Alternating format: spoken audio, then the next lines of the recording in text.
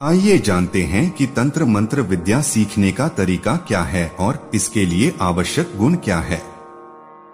दोस्तों, तंत्र मंत्र कोई बच्चों का खेल नहीं है। यदि आप एक छोटे मोटे तांत्रिक बने रहना चाहते हैं तो यह आप कर सकते हैं। यह बहुत आसान तरीका है। लेकिन यदि आप चाहते हैं कि आप एक बड़े तांत्रिक बने तो आपके अंदर कुछ खास गुण होने चाहिए, तभी आप ऐसा कर सकते हैं। वैसे भी आजकल चमत्कार का जमाना है और जब तक आप कोई चमत्कार नहीं करते हैं कोई आपको मानेगा भी नहीं। तंत्र में निडर होना। यदि आप तंत्र मंत्र सीखने के लिए तैयार हैं तो आपको निडर होना जरूरी है। और जो लोग मौत से डरते हैं उनको इस काम के अंदर कभी भी सफलता नहीं मिल सकती है। यदि आप प्रेत भूत से डर जाते हैं, अंधेरे से डर जाते हैं तो आप इस काम को नहीं कर सकते हैं। हालांकि जरूरी नहीं है कि आप तामसिक साधनाएं करें। आप सात्विक साधनाएं करते हैं तो भी आपको निडर होना पड़ेगा। एक साधक गणेश की साधना कर रहा था तो उस साधना के अंदर गणेश बहुत ही उग्र रूप में दिखाई दिए थे और साधना के अंदर गलती हो गई। इसकी वजह से उसे पागल भी होना पड़ा था। हालांकि कुछ देवता आपको बहुत अधिक डरा सकते हैं। वे आपको तरह तरह से परेशान कर सकते हैं। कुछ वाम मार्गी साधनाओं के अंदर यदि हम कर्ण पिशाचनी की साधना ले या यक्षिणी की साधना ले तो यह बहुत अधिक खतरनाक होती हैं। और इन साधनाओं के अंदर साधक को पूरी तरह से निडर होना आवश्यक होता है, क्योंकि वे खुद साधक को बार बार अनेक रूपों के अंदर आकर डराने की कोशिश करती हैं। लेकिन सुरक्षा चक्र की वजह से वे साधक का कुछ नहीं बिगाड़ सकती हैं। तंत्र मंत्र के अंदर निडर होना इस वजह से भी जरूरी होता है क्योंकि साधना के अंदर आपको ऐसी ऐसी चीजें दिख जाती हैं जिनको देखकर बड़े बड़ों की घिघी बंध जाए। हालांकि जो लोग स्वाभाविक रूप से निडर होते हैं और मरने का उनको एक क्षण भी डर नहीं लगता है, वे आसानी से तंत्र मंत्र के अंदर सक्सेस हो सकते हैं। तंत्र मंत्र में ईमानदार होना बहुत जरूरी है। एक अच्छा तांत्रिक वह होता है जो ईमानदार होता है। आज बहुत से तांत्रिक पैसा लूटने में लगे हैं और अपने तंत्र के बल पर लोगों को नुकसान पहुंचा रहे हैं। बहुत जगहों पर जब कोई इंसान जाता है तो उसे यही बताया जाता है कि उसके पड़ोसी ने उसके ऊपर तंत्र क्रिया करवा दी है। यदि आप एक तांत्रिक बनकर इस प्रकार की क्रियाएं करते हो तो इसमें दूसरों का ही अहित नहीं होगा वरन आपका भी अहित होगा। देर सवेरे आपको भी इसका परिणाम नजर आने लग जाएगा। अगर आप यह सोचेंगे कि हम दूसरों का आहित करके बच जाएंगे तो यह संभव नहीं है। गांव में ऐसा ही एक तांत्रिक था जो पैसा लेकर दूसरों का आहित करता था। एक दिन ऐसा आया जब उसे 2 महीने तक हॉस्पिटल में भर्ती होना पड़ा।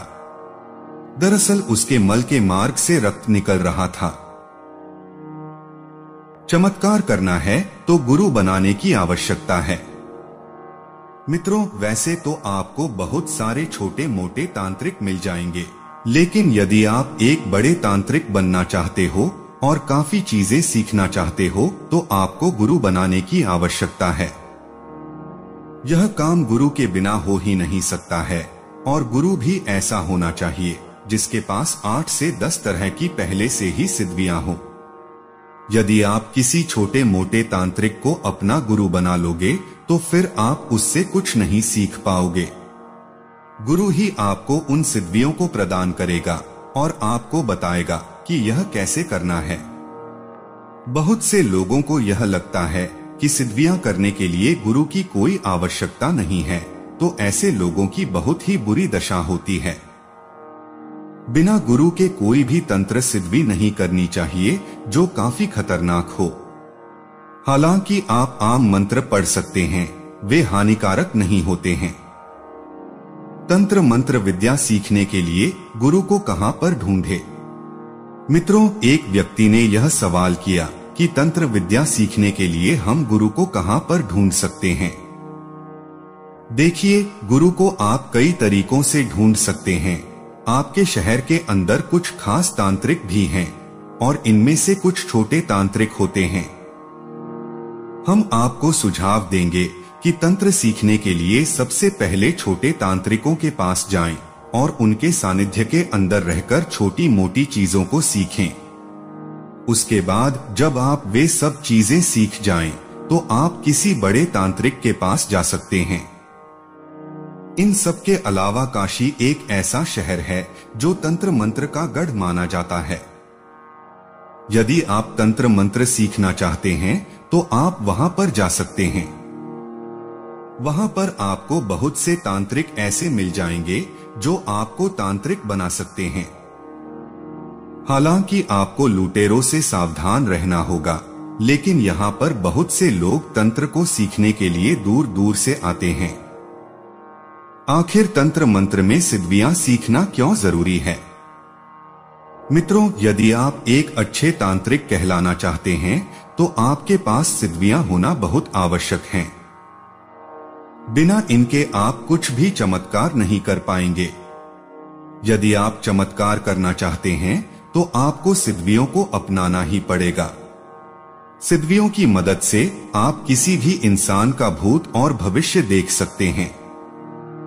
यदि आप यहाँ पर बैठे बैठे सामने वाले इंसान को उसके घर के बारे में बता देते हैं तो वह अपने आप ही यह मान जाएगा कि बाबा तो बहुत बड़े सिद्ध पुरुष हैं। जैसे एक बाबा को कर्ण पिशाचनी सिद्ध थी, जैसा कि आपको पता ही होगा, कर्ण पिशाचनी प्रश्न का उत्तर कान के अंदर देती है। वह व्यक्ति किसी का भी बिना पूछे नाम, काम और सब कुछ बता देता था। आज भी बहुत सारे तांत्रिक ऐसे ही हैं जो किसी का भी भूत भविष्य बता सकते हैं। तंत्र मंत्र के दो मार्ग। साधकों, तंत्र मंत्र के दो प्रमुख साधनाएं मानी जाती हैं। एक मार्ग को वाम मार्ग कहा जाता है और दूसरा दक्षिण मार्गी होता है। हम यह भी कह सकते हैं कि साधना के दो तरीके हैं। एक आप देवता की साधना कर सकते हैं और एक असुरी ताकतों की साधना कर सकते हैं। आप इनकी मदद से तांत्रिक सिद्धियों को पा सकते हैं। लेकिन हम आपको यही सुझाव देंगे कि वाम मार्गी साधना ना करें, क्योंकि यह नुकसानदायी हो सकती है। वाम मार्गी साधना की सबसे बड़ी खास बात यह होती है कि इसमें जल्दी ही सफलता मिल जाती है।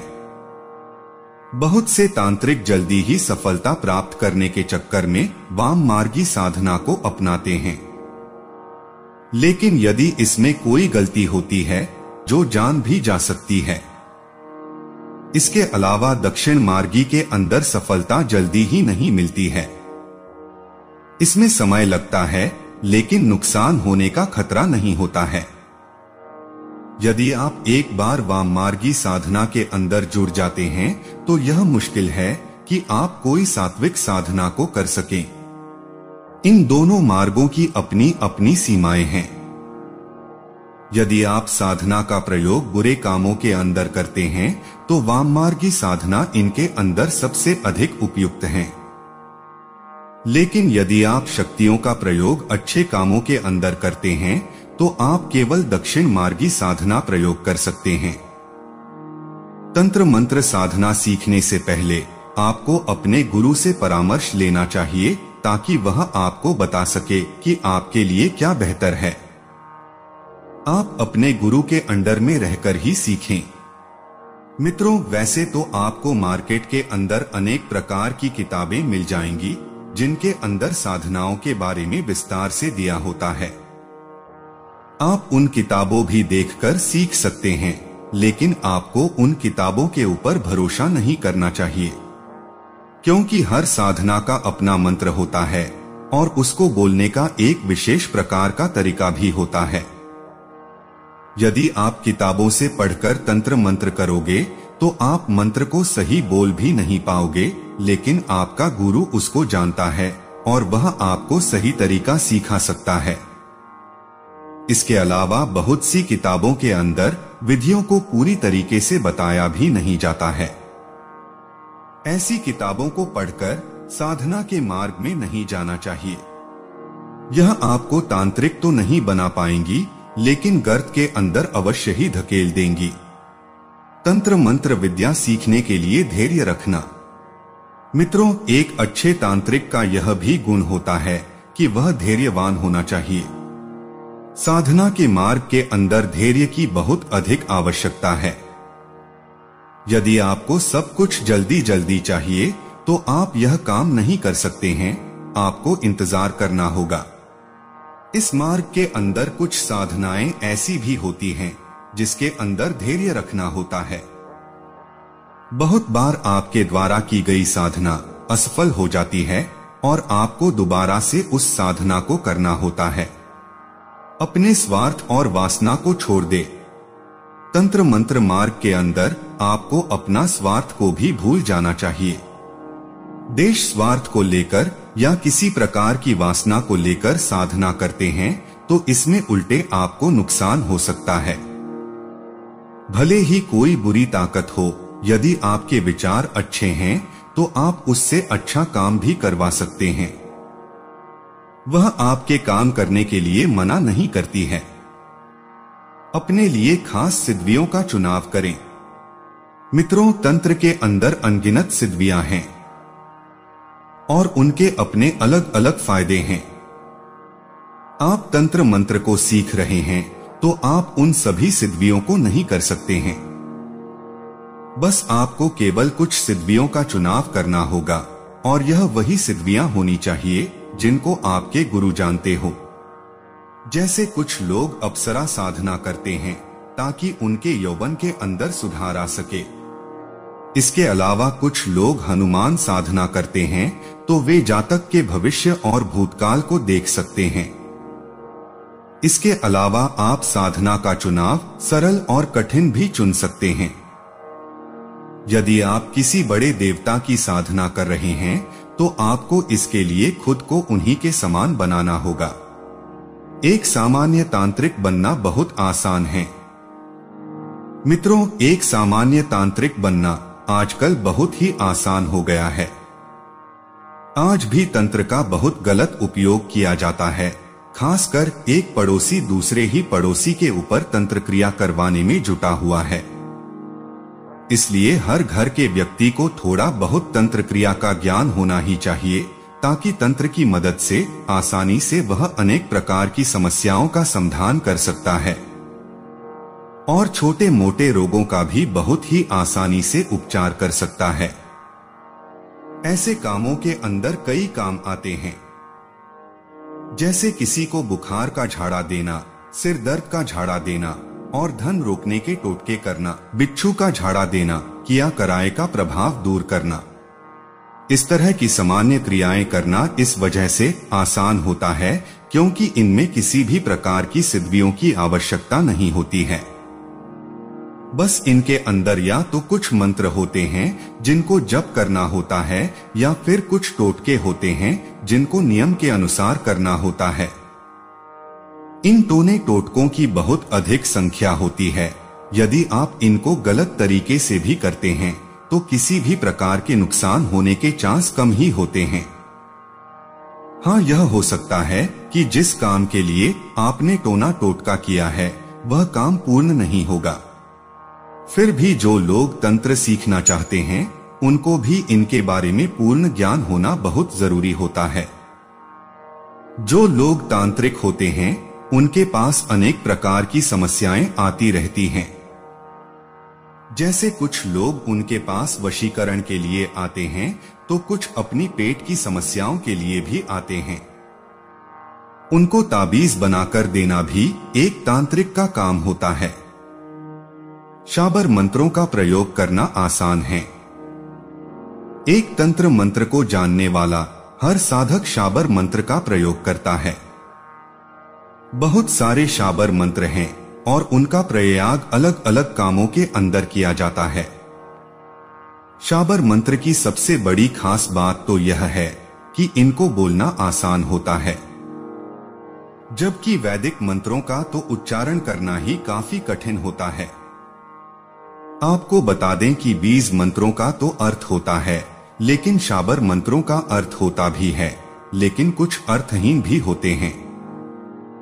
शाबर मंत्र सिद्ध किए हुए मंत्र होते हैं, इस वजह से इनका प्रभाव जल्दी ही होता है। यही वजह है कि यह शाबर मंत्र तांत्रिकों की पहली पसंद बने हुए हैं। तंत्र मंत्र विद्या सीखने में कितना समय लग सकता है? मित्रों, वैसे तो तंत्र मंत्र का कोई अंत नहीं है, लेकिन यदि आप एक ऐसे तांत्रिक बनना चाहते हो जो आम जन की समस्याओं का समाधान कर सके, तो इसके अंदर आपको कम से कम 1 साल का समय लग जाता है। क्योंकि पहले तो आपको सिद्धियों को प्राप्त करना होगा। उसके बाद जब हम नए होते हैं तो किसी भी काम को ठीक से नहीं कर पाते हैं। ऐसी स्थिति के अंदर गुरु की देख रेख के अंदर ही काम करना होता है। उसके बाद धीरे धीरे आत्मविश्वास आ जाता है, तो फिर आप अलग भी काम कर सकते हैं।